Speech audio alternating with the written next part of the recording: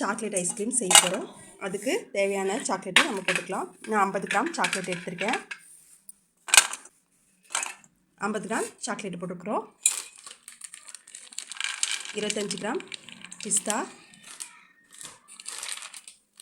25 gram பாதாம் போட்டிருக்கோம். இப்போ 25 கிராம் முந்திரி போட்டுக்கலாம். முந்திரி 25 கிராம் போட்டுக்கிறேன். பேரிச்சம்பழம் ஒரு 30 போட்டுக்கிறேன். இதில் நம்ம சூடாக வச்சுருக்க பாலை நம்ம ஊற்றுறோம். இதை ஊற்றி 2 மணி நேரம் நம்ம ஊற வைக்கணும். இதுக்கு சர்க்கரையோ வேறு எதுவுமே தேவையில்லை.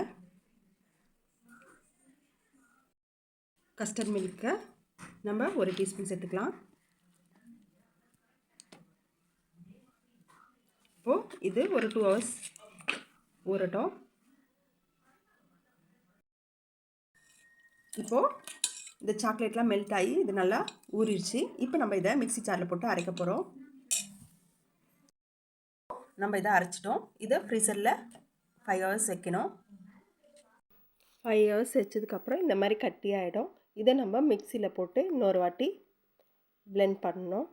இப்போது நம்ம அரைச்சிட்டோம். இதையும் மறுபடியும் ஃப்ரீசரில் 5 ஹவர்ஸ் வச்சுக்கணும். வச்சதுக்கப்புறம் ஐஸ்கிரீம் ரெடி ஆகிடுச்சு. இதை நம்ம யூஸ் பண்ணுற கரண்டியை வச்சே நம்ம எடுத்துடலாம். ஐஸ்கிரீம் ரெடி ஆகிடுச்சு. நன்றி, வணக்கம்.